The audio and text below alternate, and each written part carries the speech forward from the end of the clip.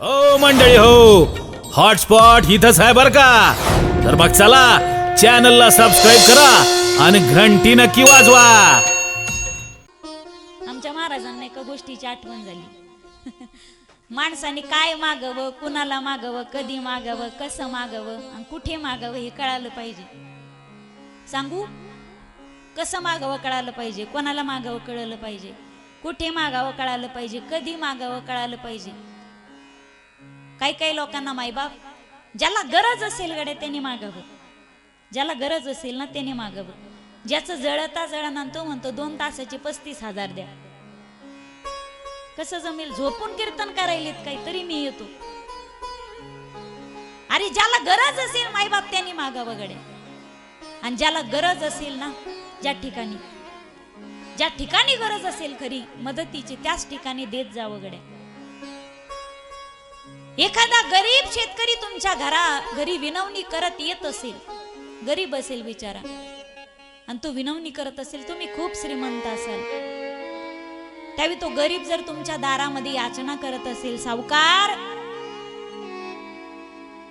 आज मी मोठ्या आशेने आलोय हो सावकार तुमच्या घरी, माझ्या पोरीचं लग्न 8 दिवसावरती आलंय हो सावकार, समोरचे पाहुणे हुंडा मागतात हो सावकार, हुंडा दिला नाही ना तर लग्न मोडेल, आणि लग्न मोडलं तर माझी ताई तिच्या जीवाचं काहीतरी बरं वाईट करेल. माझ्या ताईने जर तिच्या जीवाचं काही बरं वाईट केलं ना सावकार, तर उद्याचा सूर्योदय मला दिसणार नाही, मी तुम्हाला दिसणार नाही हो सावकार. माझ्याकडे पाहू नका हो सावकार, माझ्या मुलीकडे पहा. मला फक्त 10,000ची मदत करा गड्या. मला 1 एकर जमीन आहे हो, मला 2 मुलं आहेत. जर जमीन गहाण ठेवावी ना तर मुलांच्या भवितव्याचा प्रश्न निर्माण होतो हो सावकार. मी तुमच्या समोर पदर पसरतो हो सावकार. मला फक्त 10,000ची मदत करा गड्या. तुम्ही जर मला 10,000ची मदत केली ना सावकार, मी देवाची शपथ घेऊन सांगतो, मी मरताना देवाचं नाव घेणार नाही गड्या, पण तुमचं नाव घेतल्याशिवाय मी मरणार नाही. असा एखादा गरीब शेतकरी जर विनवणी करत असेल मायबाप, तर त्या श्रीमंताने म्हणलं पाहिजे, राम भाऊ तुला पोरीच्या लग्नासाठी पाहिजेत ना रे, तुला स्वतःची नाही मजा करायची. एक काम कर, आम्ही श्रीमंत लोक जर धाब्यावर पार्टी करायला बसलो ना, एका वेळी 15,000 उडवतो रे. त्या 10,000मध्ये जर तुझ्या पोरीचं लग्न पार पडत असेल ना राम भाऊ, एक काम कर, हे 10 काय 25,000 घेऊन जा गड्या, आणि परत 1 रुपया करू नकोस. असं जर तो श्रीमंत सावकार त्या गरीबाला जर आधार देत असेल मायबाप, तरच मी म्हणेल गड्या त्या श्रीमंत व्यक्तीला जगताना माणूस म्हणून जगायचा आणि मरताना माणूस म्हणून मरायचा अधिकार असेल. पण तोच श्रीमंत व्यक्ती जर गरीबाला छळत असेल ना राम भाऊ, दिले असते गड्या 10,000 रुपये, पण हल्ली आपल्या जगावरचा विश्वास उडालाय गड्या. एक काम कर, तुझ्या ते 1 एकर जमिनीचा कागद माझ्याकडे गहाण ठेव, ती जमीन मला माझ्याकडे गहाण ठेव, मी तुला 10,000 रुपयाची मदत करतो गड्या. असा जर एखादा श्रीमंत व्यक्ती गरीबाच्या गरिबीचा जर वाईट फायदा घेत असेल, तर मी व्यासपीठाची क्षमा मागून सांगेल गड्या या ठिकाणी. कदाचित माझं वय नसेल या शब्दाचा प्रयोग करण्याचं, ते रक्त मी माझ्या महाराष्ट्रातलं समजणार नाही गड्या. त्या रक्तामध्ये नक्कीच काहीतरी गोळ असला पाहिजे. माझ्या दादांनो, तुम्हाला जगताना माणूस म्हणून जगायचंय तर मरेपर्यंत चांगलं कार्य करायचंय. ज्याला मरताना माणूस म्हणून मरायचं असेल गड्या, त्याने आयुष्यभर चांगले कर्म करायचे. माणूस म्हणतात त्याला मायबाप, जो अडचणीच्या वेळी एखाद्या गरीबाला मदतीचा हात म्हणून धावून जात असेल गड्या, त्याला जगताना माणूस म्हणून जगायचा अधिकार असेल आणि मरताना माणूस म्हणून मरायचा अधिकार असेल. कोणी मागितलं पाहिजे मायबाप, ज्याला गरज असेल गड्या त्याने मागितलं पाहिजे. आणि ज्याच्याकडे भरपूर आहे ना देण्यासारखं, अशा व्यक्तीने दान केलं पाहिजे गड्या.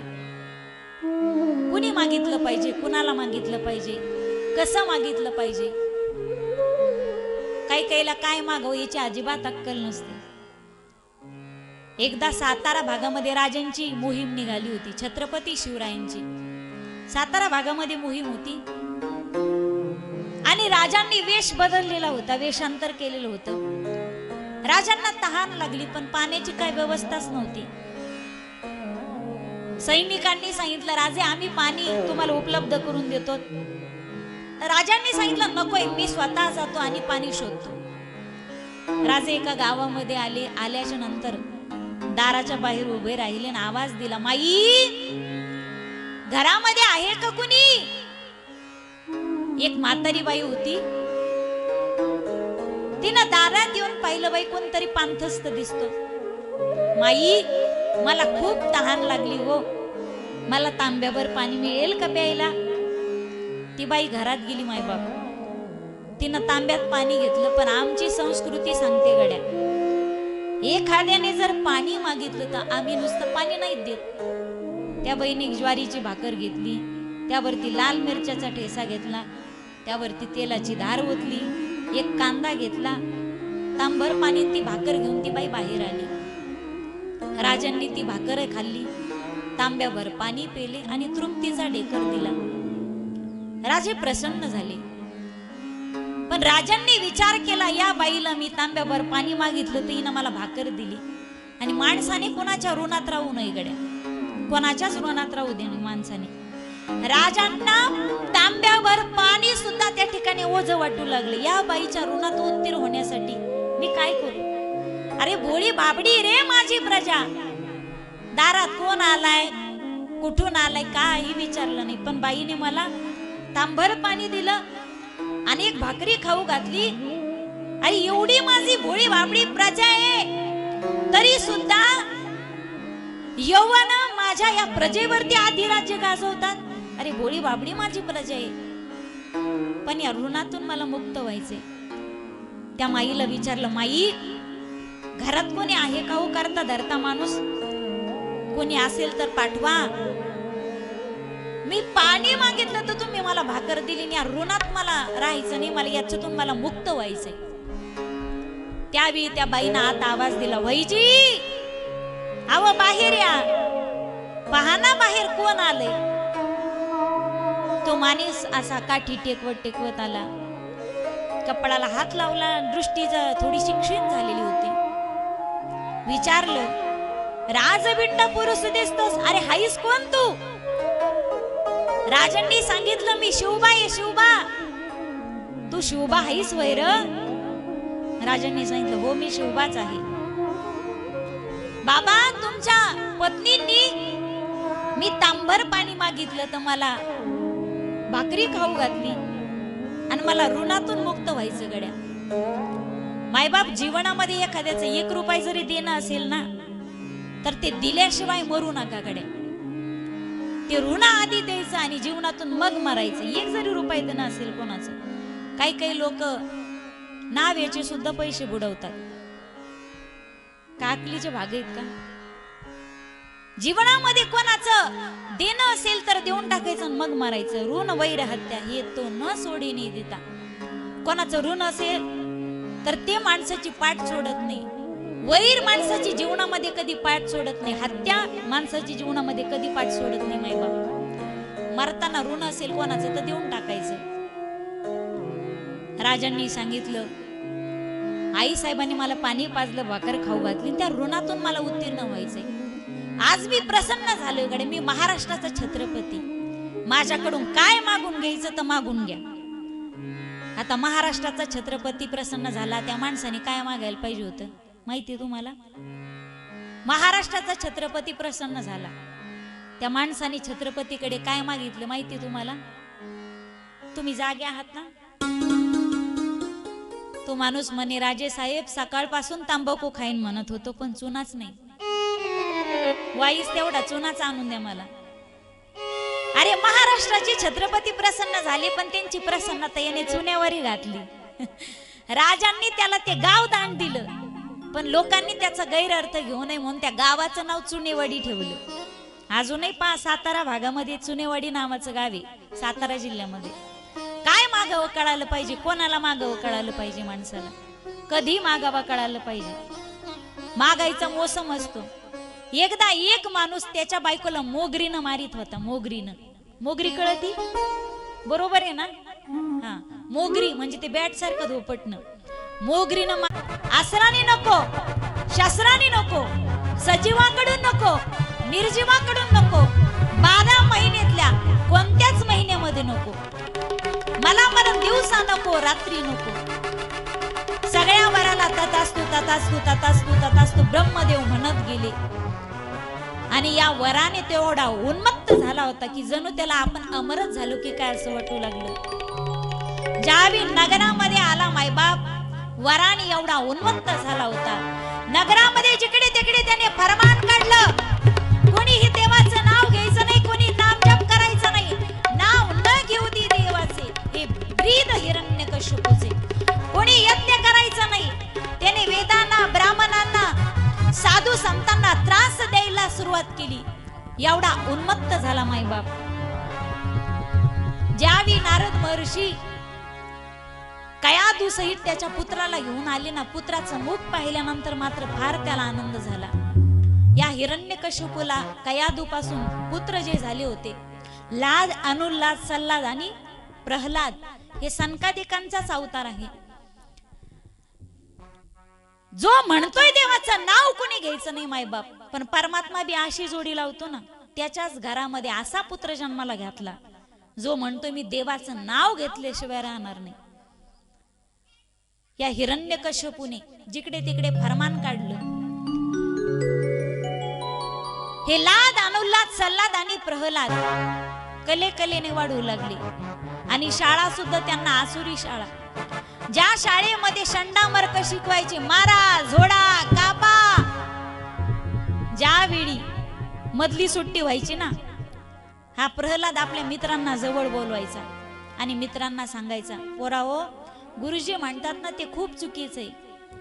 अरे तोडणं खूप सोपं असतं पण जोडणं खूप कठीण असतं रे माझ्या दादांनो. म्हणून माणसाने मारलं नाही पाहिजे, तोडलं नाही पाहिजे, जोडलं नाही पाहिजे. एक काम करा, त्या झाडाची फांदी घेऊन या, तोडून घेऊन या. ते पोरं झाडाची फांदी आणायचे. आता पुन्हा नेऊन लावा बरं त्या झाडाला. अहो प्रल्हाद ती कशी जोडली जाईल फांदी, किती अवघड आहे बघा. तोडणं सोपं असतं गड्या, पण जोडणं खूप कठीण असतं. आता हे बघा, आता मी हीच फांदी जोडून दाखवतो. त्यावेळी प्रल्हादांनी ती फांदी जोडताना म्हणावं, श्रीमन्नारायण. त्यावेळी ती फांदी जोडली जायची. पोरांना एवढा आनंद व्हायचा की त्या आसुर बालकांनी झाडाच्या फांद्या जोडायच्या, तोडायच्या आणि पुन्हा जोडताना भगवंताचं नारायण नारायण नाव घ्यायचं की ती फांदी जोडल्या जायची. मधली सुट्टी झाली की सगळे पोरं एकत्रित यायचे, घोळका करायचे आणि प्रल्हाद महाराज शाळेतच त्या आसुर बालकासहित भगवान परमात्म्याचं भजन करायचे. नारायण नारायण भजमन नारायण नारायण नारायण नारायण नारायण भजमन नारायण नारायण नारायण. सर्वांनी उठून उभं राहा. सर्वांचे पाय मोकळे होतील, जरा हाला आणि डुला. सर्वांनी टाळी वाजवा, पावल्या खेळा आणि भजन करा.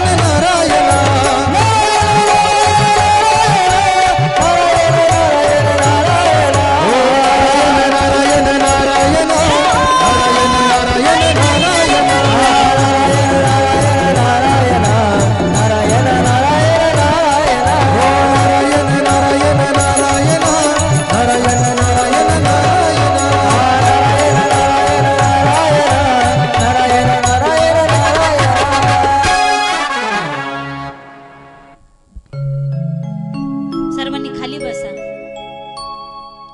तुम्ही अशा गच्च भरल्या. हो मंडळी हो, हॉटस्पॉट इथंच आहे बर का. तर मग चला चॅनलला सबस्क्राईब करा आणि घंटी नक्की वाजवा.